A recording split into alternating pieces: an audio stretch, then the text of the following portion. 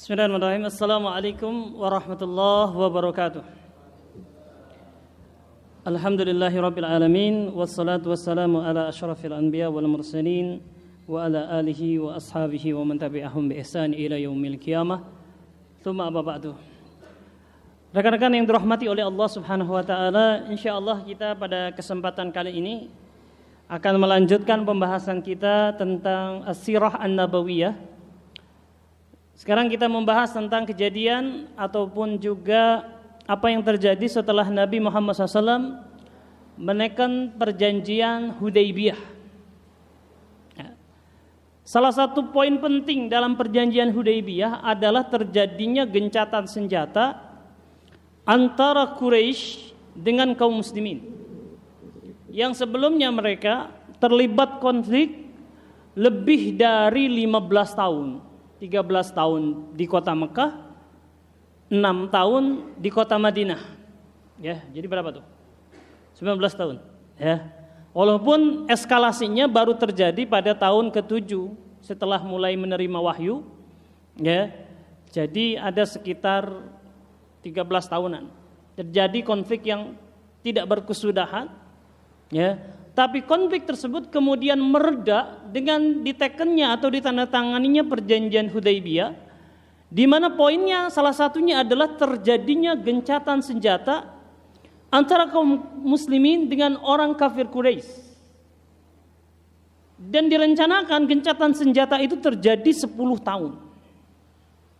Ya, 10 tahun. Hadirin rahimakumullah, ketika belum terjadinya perjanjian Hudaybiyah atau tidak adanya gencatan senjata, Islam berkembang. Penduduknya atau pemeluknya tambah banyak. Ya. Tetapi potensinya sebenarnya untuk melebar, untuk meluas, ya, mendapatkan pengikut lebih banyak, itu jauh lebih besar dari keadaan waktu sebelum terjadinya perjanjian Hudaybiyah. Kenapa? Karena selama ini Quraisy selalu merintangi dan menghalang-halangi orang, ya, ataupun program-program dakwah. Mereka kadang terlibat langsung memerangi kaum muslimin, menyibukkan kaum muslimin. Lihat apa yang mereka perbuat di perang Badar, di perang Uhud, di perang Khandaq, ya. Dan mereka juga adalah orang-orang yang terlibat langsung atau tidak langsung menghalang-halangi jalan dakwah. Ya, tidak langsung maksudnya mereka memprovokasi ataupun juga suku-suku di luar mereka, di luar kaum muslimin, di luar orang Quraisy. Tapi memerangi kaum muslimin dengan dalih bahwa mereka memiliki kesetiaan kepada Quraisy. Ketika Quraisy bermusuhan dengan kaum muslimin, mereka pun ikut memusuhi Islam. Inilah yang terjadi ketika 70 orang sahabat para penghafal Al-Quran, 70 orang di antara mereka dibantai di sebuah tragedi yang disebut dengan tragedi Bi'ar Ma'unah, sumur Ma'unah. Ya. Nah, ketika ditekannya terjadi perjanjian Hudaybiyah ini, berarti ada kelapangan luar biasa yang dimiliki oleh kaum muslimin. Mereka lebih bisa konsentrasi terhadap program-program dakwah, ya, meluaskan dakwah, mengumumkan dakwah ke khalayak ramai tanpa khawatir Quraisy akan menghalang-halanginya. Karena kita tahu, ya, sebenarnya Quraisy ini sudah tidak memiliki kemampuan untuk berperang, tetapi nama harum mereka, nama mulia mereka di tengah-tengah orang-orang Arab itu masih disegani. Ya, ketika mereka mengatakan netral, tidak terlibat apapun, ini peluang besar. Maka ini dimanfaatkan betul oleh Nabi Muhammad SAW sebaik-baiknya. Tidak menunggu lama, perjanjian Hudaybiyah diteken di bulan terakhir di tahun ke-6 Hijriah. Maka pada bulan Muharram tahun ke-7 Hijriah, ahli sejarah Al-Mansur Furi mengatakan Nabi langsung mengirimkan surat-surat dakwah. Ya. Beliau langsung melaksanakan korespondensi dakwah kepada setiap penguasa-penguasa besar yang berada di daerah Jaziratul Arab maupun di luar Arab. Ya. Sebagai pengumuman adanya Nabi yang diutus, pengumuman risalah dan ajaran Islam. Ini kan tidak terlalu lama, ya, langsung Ya, inilah yang disebutkan oleh Allah. A'udzubillahi minasyaitonir rajim, fa idza faragta fansab. Ya, jika engkau telah selesai terhadap suatu urusan, maka bersegeralah pada urusan yang lain. Beliau kumpulkan para sahabat, ya, membuat konsep surat dakwah, lantas disepakati, ditandatangani, lantas diutuslah para sahabat untuk menyampaikan surat tersebut. Ada lebih dari 10 surat dakwah dikirimkan Nabi kepada penguasa-penguasa, raja-raja, kaisar-kaisar yang ada ketika itu, yang beliau ketahui. Ya. Di mana surat ini dikonsep terlebih dahulu sebaik-baiknya, ya, apa isinya, lantas kemudian ditandatangani oleh beliau, distempel oleh beliau. Ya. Surat ini kalau kita baca, ya, sebagian surat ini bisa kita lihat atau bisa kita dapatkan manuskripnya di Museum Nabi Muhammad SAW yang berada di kota Istanbul. Ya, namanya Museum Topkapi. Ya, Topkapi. Di sana banyak sekali peninggalan Nabi Muhammad SAW yang diamankan, ya, oleh kekhilafahan Utsmaniyah demi menyelamatkan ketika itu, karena sering di Mekah dan Madinah terjadi konflik, sehingga Khalifah Utsmaniyah ketika itu membawa peninggalan-peninggalan Nabi tersebut ke Istanbul. Ya. Nah, surat-surat itu memiliki kesamaan. Ya, pertama, surat itu ditulis diawali dengan kata-kata Bismillahirrahmanirrahim. Yang kedua, di situ disebutkan gelar Rasulullah dan juga disebutkan surat itu ditujukan kepada siapa. Ya, jadi surat itu misalkan Bismillahirrahmanirrahim. Min Muhammad Rasulillah ila Makaukis azimu Misra. Ya. Ini adalah surat dari Muhammad Rasulullah sallallahu alaihi wasallam kepada Makaukis azimul Misr, ya, yaitu raja Mesir. Ya. Kemudian surat itu juga dimulai dengan ucapan salam. Tapi bukan assalamualaikum warahmatullahi wabarakatuh, karena itu adalah salam khusus bagi orang-orang yang beriman. Tapi kata salamnya adalah assalamu ala manittaba'al huda. Assalam ala manittaba'al huda. Ya. Kemudian surat itu juga menjelaskan tentang ajaran Islam. Yaitu bahwa Islam adalah agama tauhid, agama yang menyerukan peribadatan hanya kepada Allah dan meninggalkan sesembahan-sesembahan yang lainnya. Ya. Kemudian penjelasan siapa itu Rasulullah, bahwa beliau adalah nabi yang diutus dengan Al-Qur'an. Ya. Kemudian juga dijelaskan tentang konsekuensi dari raja-raja itu jika tidak mau masuk Islam. Ya, surat itu isinya di akhirnya adalah aslim taslam. Masuk Islamlah Anda, niscaya Anda akan selamat. Kalau Anda tidak mau masuk Islam, maka Anda menanggung dosa seluruh penduduk Anda. Ya, kurang lebih isinya seperti itu. Tapi ada kekhususan-kekhususan, misalkan surat yang dikirim oleh Nabi Muhammad SAW kepada Najasyi ada kekhususan. Nanti kita baca. Ya. Nah, hadirin rahimakumullah. Nah, kemudian surat itu juga diberikan stempel. Tadinya surat itu tanpa stempel. Para sahabat yang berasal dari Quraisy, mereka terbiasa melanglang buana, termasuk melakukan korespondensi. Ya. Sehingga mereka mengusulkan, ya Nabi, ketika kami mengirimkan surat kepada raja-raja dahulu, mereka tidak mau menerimanya kalau tidak ada stempelnya. Ya. Jadi kita harus membuat stempelnya. Anda harus membuat stempelnya. Akhirnya disepakati, dibuatlah stempel yang berasal dari perak dan berbentuk cincin. Nabi cukup mengenakannya, kemudian membubuhkannya pada tinta, lantas diteken pada surat itu. Ya. Stempel itu terdiri dari 3 baris kata. Ya, yaitu Muhammad Rasulullah. Ya, tetapi penulisannya, ya, lafaz Allah didahulukan. Jadi lafaz Allah, ya, kemudian yang tengahnya Rasul, ya, kemudian yang ketiganya nama Muhammad sallallahu alaihi wasallam. Ya. Bacanya gimana? Bacanya Muhammad Rasulullah. Tidak dari atas ke bawah. Kalau dari atas ke bawah salah. Ya. Kenapa kok harus nama Allah di atas? Itu adalah sebagai ta'dib, sebagai adaban, ya, sebagai adab yang baik kepada Allah Subhanahu wa taala, yaitu menempatkan lafaz Allah Subhanahu wa taala tinggi di atas makhluknya. Ya, jadi kata-katanya Allah, Rasul, Muhammad, bacanya Muhammad Rasulullah. Gitu. Ya, dimulailah pengiriman surat itu. Masing-masing para sahabat diminta untuk mengantarkan. Amr bin Umayyah Ad-Damari diminta untuk mengirimkan surat kepada Raja Habasha yang bernama Najasyi Al-Asamah. Ya. Kemudian ke Mesir Nabi Muhammad SAW mengirim Khatib bin Abi Balta'ah. Ya. Kemudian kepada Raja Kisra, Nabi Muhammad SAW, Raja Kisra Parsi, itu mengirim Abdullah bin Hudzafa As-Sahmi. Ya. Kemudian kepada raja yang lain, yaitu raja atau kaisar Romawi, Nabi Muhammad SAW itu mengutus sahabat yang lainnya.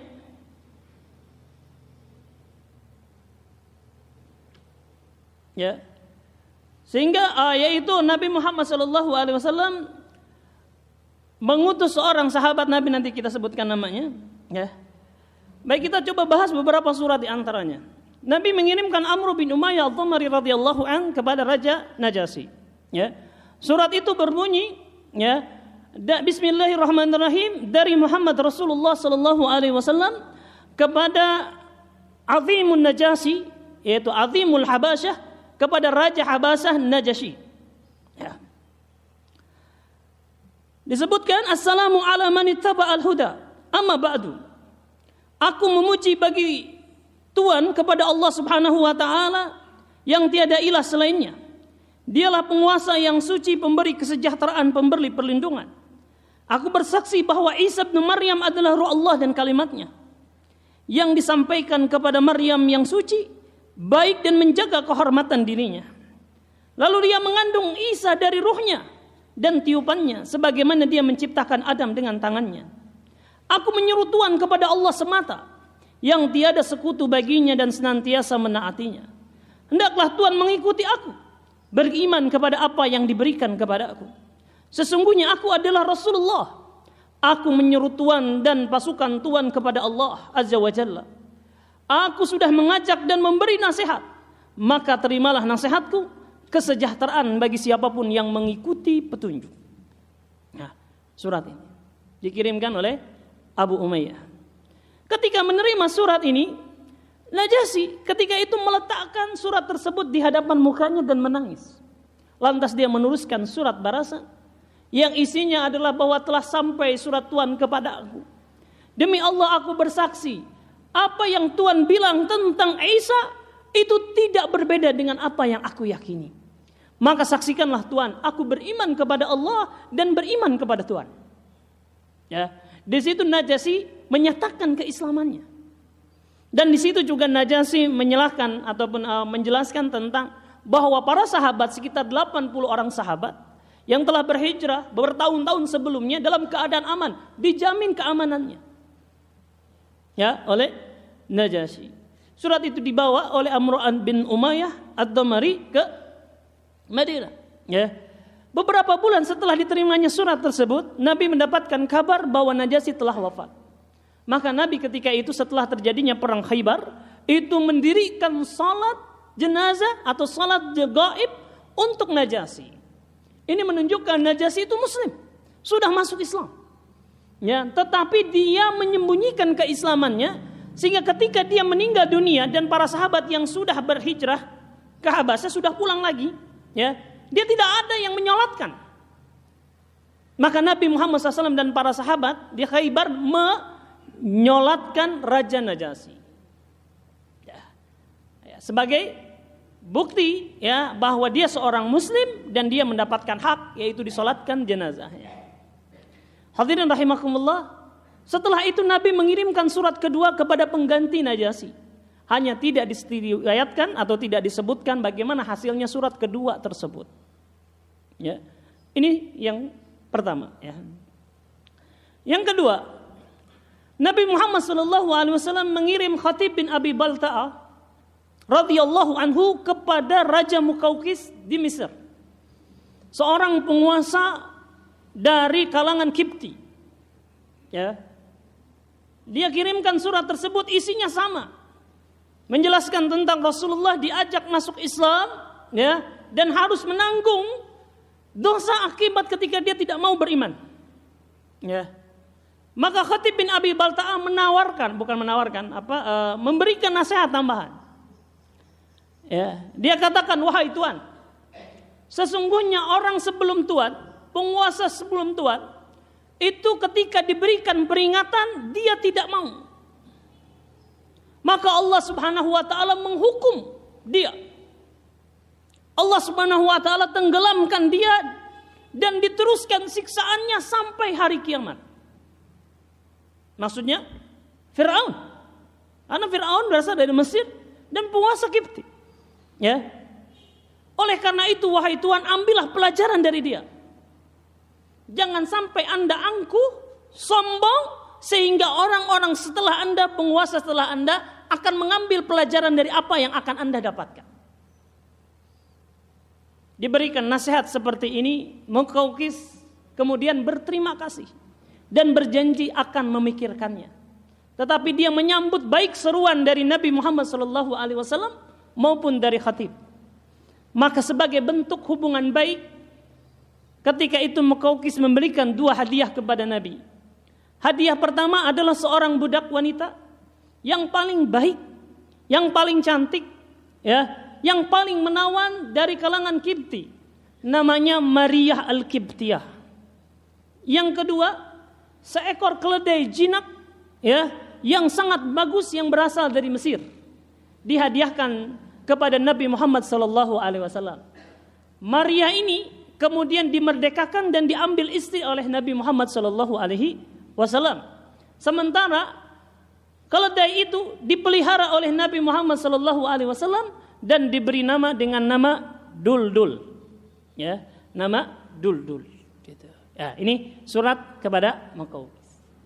Surat yang ketiga dikirimkan oleh Abdullah bin Huzaifah As-Sahmi kepada Raja Kisra yang ketika itu namanya adalah Syahinsyah. Ya.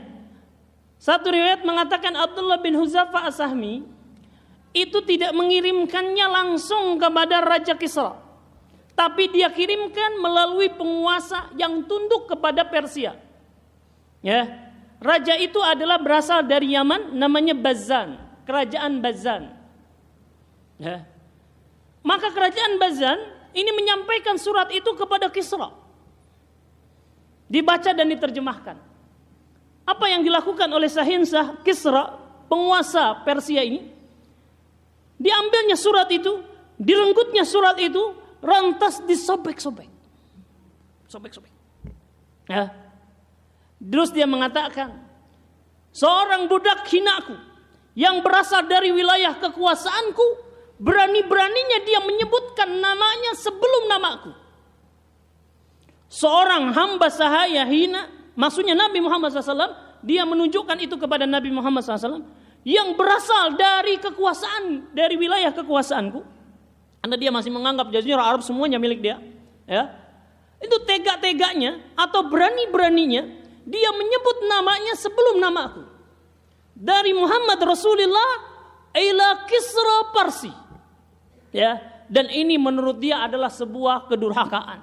Dirobek-robek surat itu. Kepada Raja Dajjal dia katakan, sekarang aku perintahkan kepadamu, kirim 2 prajurit terbaikmu kepada orang tersebut, bawa dia kemari.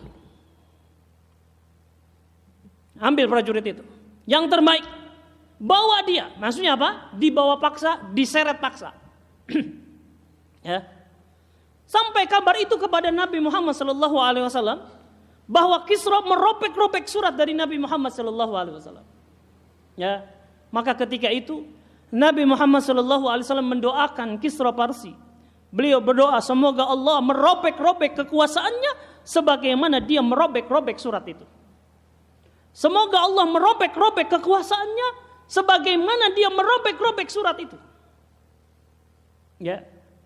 Datang 2 prajurit terbaik dari Raja Bazan. Bazan itu wilayah di Yaman, ya. datang ke Madinah untuk menjemput Nabi. Ya. Menjemput paksa Nabi Muhammad SAW untuk dihukum mungkin menurut Kisra.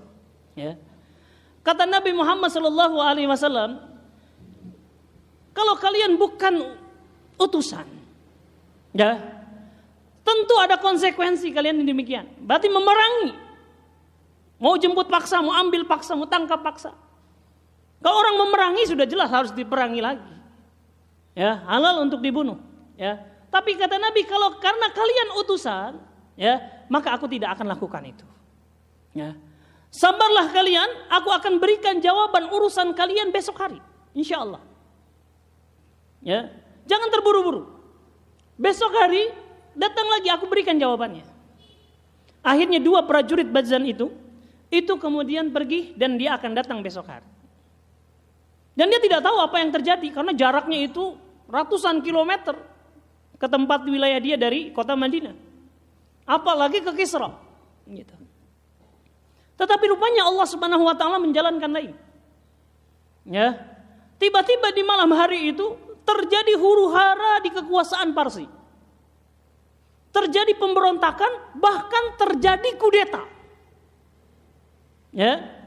Sahinsah ketika itu yang menjadi kaisarnya itu dikudeta oleh anaknya sendiri yang bernama Syirawi.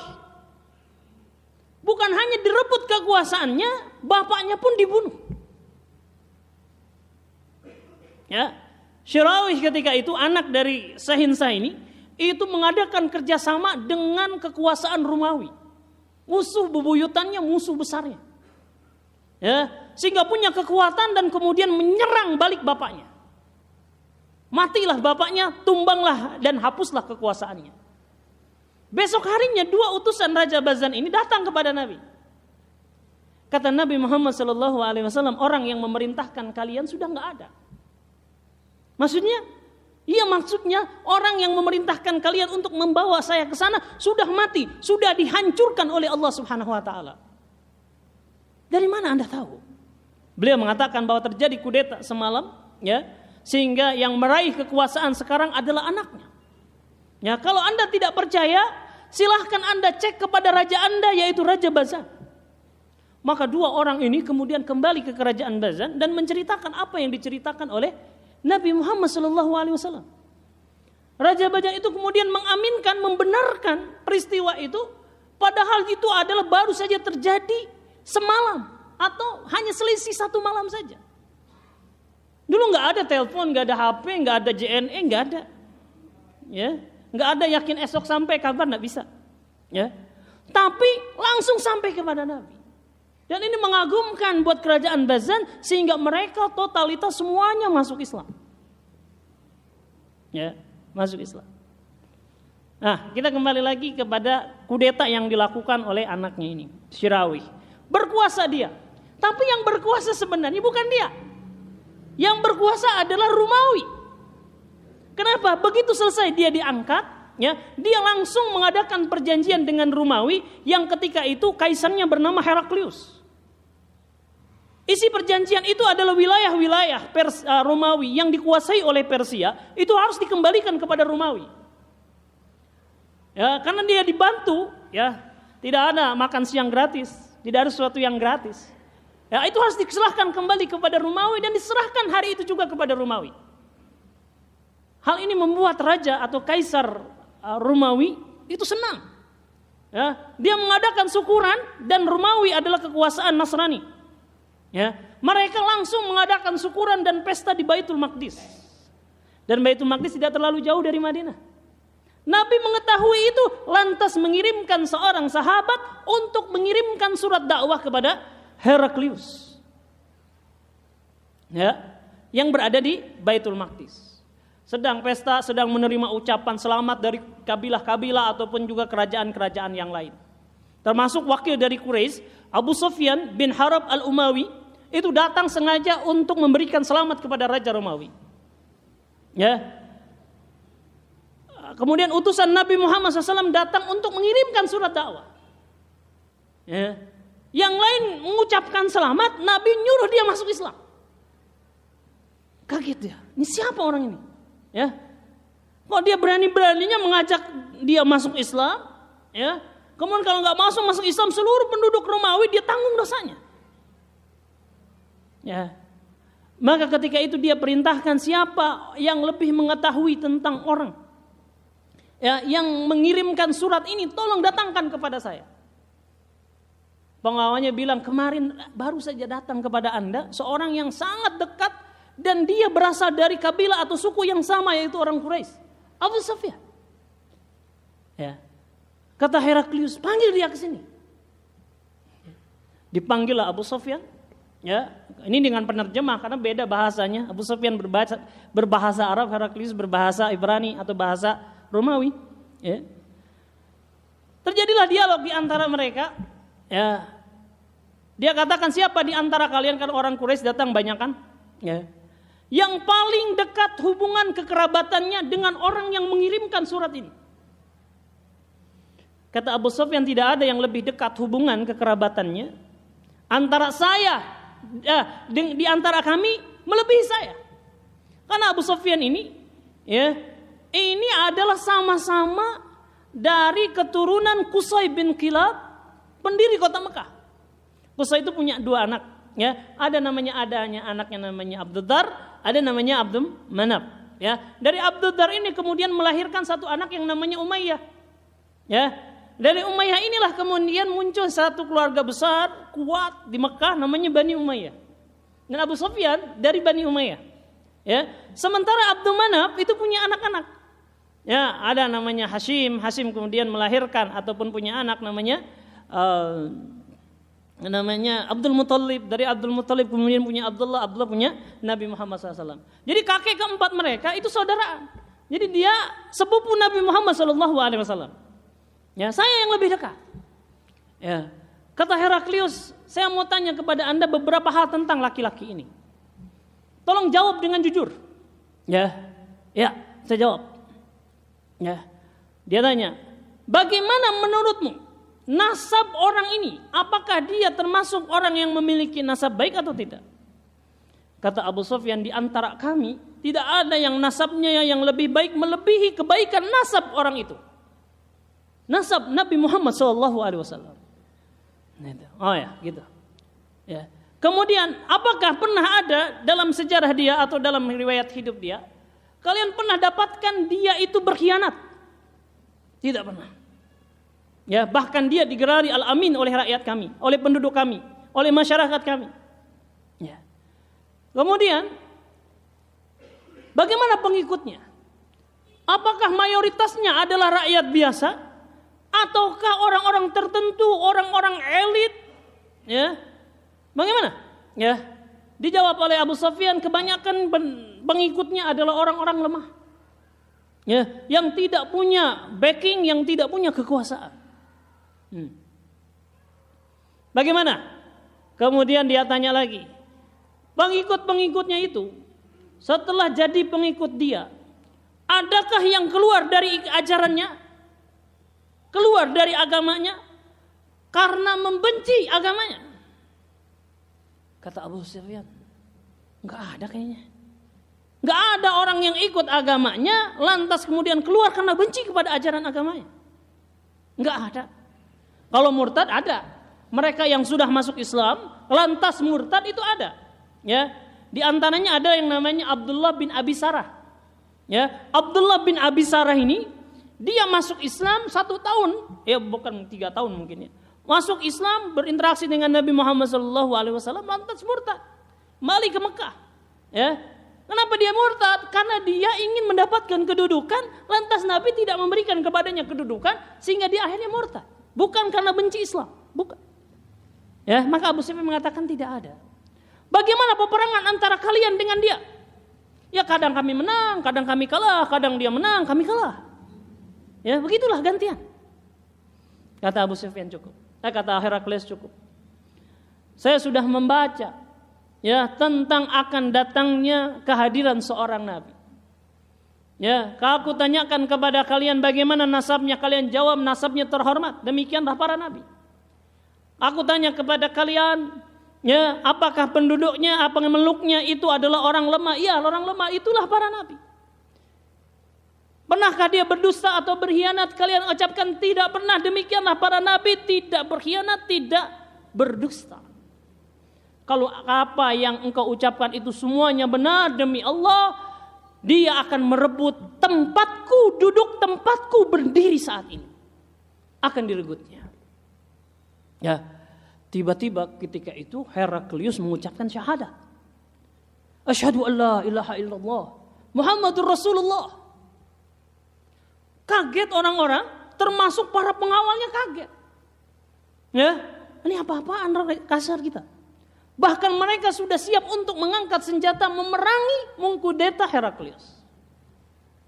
Ya, lantas ditenangkan oleh Heraklius, dibawa ke tempat yang tersembunyi. Dia katakan, tadi saya cuma pura-pura untuk menguji iman kalian. Rupanya iman kalian kuat.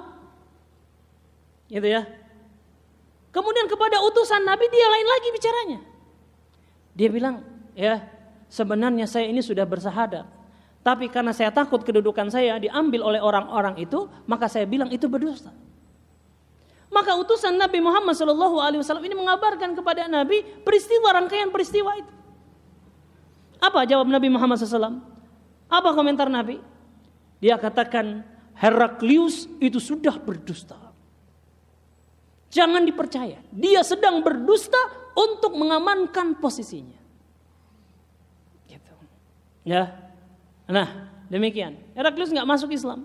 Ya. Tapi dia tahu ciri-ciri Nabi. Dia tahu kebenaran Nabi. Tetapi karena hawa nafsunya yang ingin mempertahankan kekuasaannya, ya, dia terhalang dari hidayah. Ya. Tidak ada yang frontal ketika menghadapi surat-surat Nabi itu kecuali beberapa orang. Ya. Minimal semuanya mereka itu netral, menerima baik sambutan itu tapi belum mau masuk Islam.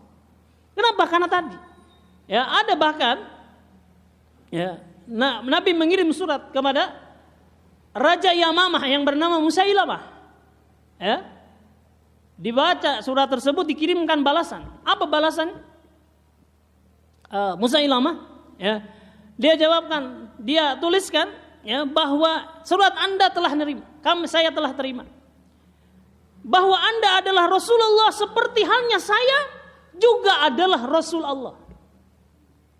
Ya. Dan dia menawarkan pembagian posisi, pembagian kekuasaan. Karena dia menganggap dirinya Rasulullah, ya, dan Nabi Muhammad SAW adalah Rasulullah.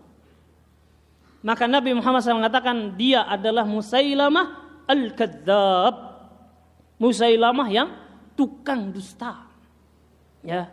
Maka Nabi memerintahkan untuk memeranginya, tapi karena kesibukan peperangan ini baru selesai di zaman Khalifah Abu Bakar As-Siddiq radhiyallahu an, terjadi perang antara kaum muslimin dengan kerajaan Yamamah, ya, yang dipimpin oleh Musailamah dalam sebuah perang besar disebut dengan perang Yamamah. Gitu. Yang lainnya rata-rata netral. Ya. Nah, hadirin rahimakumullah, surat-surat ini, ya, walaupun singkat tapi jelas memberikan kehebohan di seluruh santero dunia. Ya, menjadikan preambel sebuah pembukaan untuk masuk kepada pintu-pintu dakwah yang lebih luas lagi. Ya, Nabi mengirimkan surat itu syukur-syukur mereka masuk Islam. Kalau pemimpinnya masuk Islam lebih gampang, rakyatnya masuk Islam. Tapi kalaupun tidak masuk Islam, ya, minimal informasi tentang kehadiran Rasulullah, inti ajaran Islam itu sudah tersebar. Ya, tinggal saja bagaimana pendekatan atau program-program dakwah yang selanjutnya dikirimkan oleh Nabi Muhammad SAW atau khalifah-khalifah yang sesudahnya.